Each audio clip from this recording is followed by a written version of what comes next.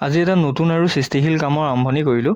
সাধাৰণতে যি ঠাইত মঞ্চৰ পৃষ্ঠভূমিত যিখন বেনাৰ থাকে, সেই বেনাৰখনক এখন শিল্পসন্মত ছবিৰূপে ৰূপান্তৰ কৰা এক ব্যতিক্ৰমী প্ৰচেষ্টা কৰিলোঁ।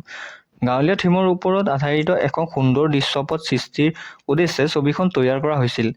ছবিখনত বাস্তৱ অনুভূতি দিবলৈ কিছুমান 3D বস্তু সংযোজনৰ প্ৰয়োজন আছিল, যাৰ বাবে জেওৰা, গৰুগাড়ী, চকা আদিৰ দৰে বস্তু কিছুমানৰ বিশেষভাৱে প্ৰস্তুত কৰি ল'ব লগা হ'ল। বস্তু সংগ্ৰহৰ পাছত মঞ্চ সজাৰ কাম আৰম্ভ কৰিবলৈ ৰাতি প্ৰায় 1 বাজি গৈছিলগৈ। তেতিয়া বৰষুণ বেছিকৈ পৰি থাকিলেও আমি কষ্ট কৰি কাম আৰম্ভ কৰিলোঁ। বেনাৰখন স্থাপন কৰি ছবি আঁৰি তাৰ পাছত তাত 3D মডেলবোৰ সংযোজন কৰোঁতে ছবিখনৰ ৰূপ একেবাৰে নতুন হৈ উঠিল।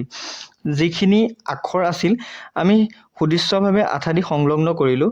নিশাৰ পোহৰৰ স্পৰ্শত মঞ্চখনৰ চেহেৰাটো এক নতুন দীপ্তি পাইছিল। অলপ সময়ৰ ভিতৰতে অনুষ্ঠানটো আৰম্ভ হ'ল। অনুষ্ঠানটোত এগৰাকী সৰু শিশুৱে যিদৰে নিপুণতাৰে দবা পাইছিল, মই স্তব্ধ হৈ সেই দৃশ্যটোকে চাই থাকিলোঁ। আমাৰ এই পৰিশ্ৰমক মঞ্চৰ সমিতিয়ে স্বীকৃতি আৰু অকণ মৰম যাচিলে। তাৰ পিছত মঞ্চত মণ্টু দা আহিল।